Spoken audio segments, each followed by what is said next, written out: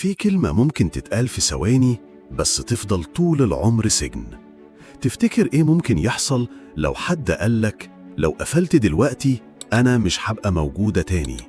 أنا سمعتها وضحكت، والله ضحكت، وقلت لها بطلي دراما يا سارة، وانتي أصلا مش هتعرفي تعيشي من غيري. وقفلت السكة. كنت متأكد إنها هتتصل تاني، بس اللي رجع لي كان خبر وفاتها. عدى يوم، يومين، أسبوع، ولا حس ولا خبر. رحت أفتح الإنستجرام، أول بوست شفته كان من صحابها مكتوب فيه دعواتكم لسارة، ربنا يرحمها ويصبر قلب أمها. وقفت الدنيا.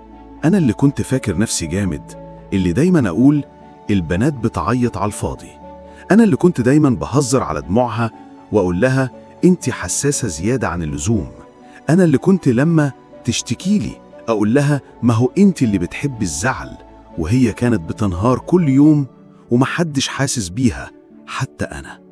دلوقتي رجعت لي في صورة تابوت أبيض، رجعت لي في صدمة، مش عارف أنطق، مش عارف أنام، مش عارف أبص في المراية.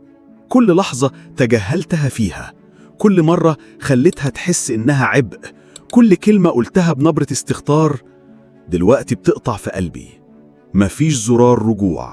في الحقيقة الندم بعد فوات الأوان بيبقى سجن، وأسوأ حاجة فيه إنك أنت اللي بنيته بإيدك.